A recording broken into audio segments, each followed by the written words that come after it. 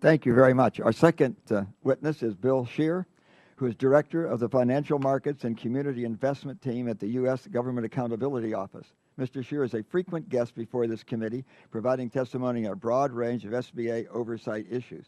Mr. Shear, welcome back to the committee, and we look forward to your testimony.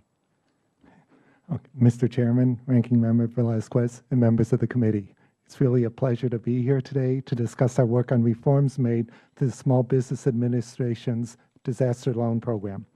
After the 2005 Gulf Coast hurricanes, many deficiencies were exposed in the program and demonstrated the need for reform.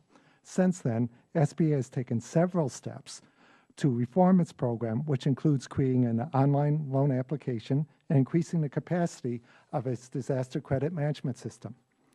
In June 2008, Congress enacted the Small Business Disaster Response and Loan Improvement Act, which places new requirements on SBA to ensure that it is prepared for future catastrophic disasters.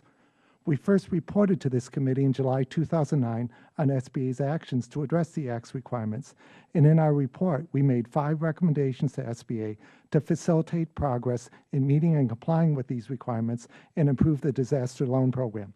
My statement today provides updated information on SBA's actions. SBA has continued to make progress in addressing provisions of the Act, although continued attention to certain provisions will be important for sustained progress. SBA has met requirements for 16 of 26 provisions of the Act and partially addressed 6. 4 provisions do not require any action at this time.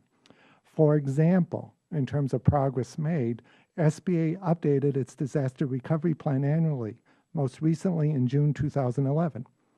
SBA also has taken steps to address the Act's requirements for region-specific marketing and outreach.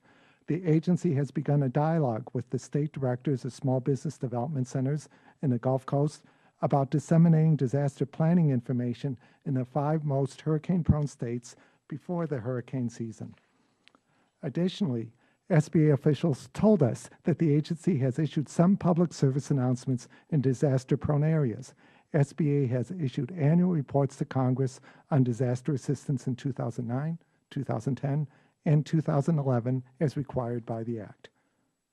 As we have reported in the past, the biggest challenges SBA appears to have experienced in its attempt to fully address the Act's requirements involve making extensive changes to current programs or implement new programs. In particular, SBA still plans to implement pilots before finalizing regulations for 2 programs that would involve private lenders making short-term loans to applicants awaiting assistance. With respect to recommendations we made in our 2009 report, SBA has taken steps to implement 3 of the 5 recommendations. These 3 recommendations address fulfilling the Act's region-specific marketing and outreach requirements, to complete its annual report to Congress, and to issue updated disaster recovery plan. Beginning 12 days ago, on November 18th, SBA has been providing us information responsive to these recommendations, and we have continued to receive information since my written statement was completed and provided for this hearing. Our final 2 recommendations were for the agency to, first, develop an implementation plan and report to Congress on its progress in addressing all of the Act's requirements, and second, to develop and implement a formal process to identify problems in the disaster loan application process and make improvements for future applicants. Here, SBA officials and we have agreed to continue a dialogue on actions that could lead to improvements in the disaster loan program. Mr. Chairman, Ranking Member Velazquez, and members of the committee, it's really a pleasure to be here, and I look forward to your questions.